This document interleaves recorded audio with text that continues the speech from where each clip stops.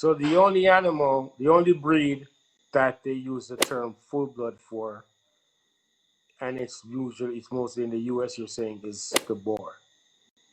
Correct. Let's talk about the whole purebred, full blood debate. What is the difference, and how do you spot the characteristics that really designate them as such, which is purebred and full blood? Okay. All right. And that again, it's not really a black and white debate. There is a gray area between, in most things, it's not 0 or 1. It's could be 0.1 or 0.125 or whatever. There's a lot of big gray area in between. But in general, full blood refers to boar. I've never seen a reference to a full blood when speaking of goat other than a boar goat. Whenever you see full blood, it refers to a boar in the United States. Like you go to some countries, you go to Canada, they never talk about full blood. They talk about purebred. They talk about purebred. There's no full blood. You look at the Canadian Boar Goat Association, there's no full blood there. It's purebred. You go to South Africa, they don't even talk about purebred or full blood. They just talk about a boar goat. I've never seen an article out of South Africa that refers to full blood or purebred. So these are just semantic. These are words that we place on the animals. And we just indicate, like in the case of full blood, you're talking about a boar whose all their four parents can be traced back to the South African, a boar from South Africa. That's what a full blood is. Now, some people may read about the full blood, and let's talk about it when it comes to Nubian or other breeds. That's not the case.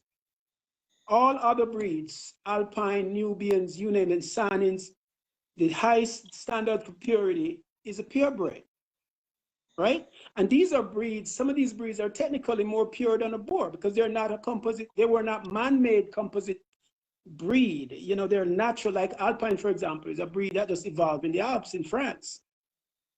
Of course, they're all composite breeds because whatever the goats were around there, they all start breed up together and they do it naturally. And then man intervene and say, oh, we can't use this goat. And then you improve the breed and you end up with what you call an improved breed. So goats like the Alpine, they've been around forever, much longer than the boar, hundreds of years. So these animals are a lot more pure than the boar. And they're never referred to as a full blood. They're always referred to as a purebred. Even the Nubian, which is a man-made breed, it's been around a lot longer than the boar. What do you mean when you say man-made breed? Like the Nubian was intentionally, a man set out to make the Nubian goat. Okay. So they take some goats from Africa. Some people say they were called Nubian in Africa, which is not true. In Egypt, because the Egyptians didn't speak English, so they couldn't call the goat Nubian. They came from an area that the Englishmen in Africa called Nubia, around the Nile River. The locals didn't call it Nubia. They didn't speak that language. The Englishmen called the area Nubia. That's where those goats some of the goats came from. Some came from Pakistan, and they used that goat, their native goat in England, and they interbreed them. So they set out to breed an animal, and they knew what they wanted the animal to look like.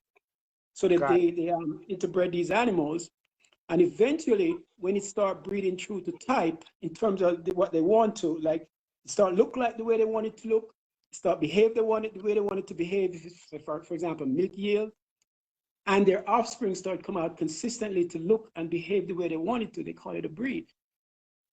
As opposed to a natural breed where, it just, like Alpine, it was just left there in the wild somewhere in the Alps, in France, and that resulted, and somebody take them and say, okay, this animal looked like it could produce milk, so let's get some of them and start improving them. So you didn't introduce any new blood.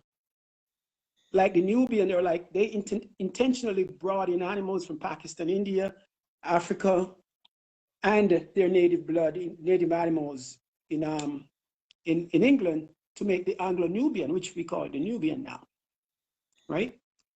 So here in the US, the purest of Nubian is called a purebred. And the same thing is true for all other, for like La Mancha, not La Mancha or Sannin or other breeds. They're never called full blood, no matter how pure they are.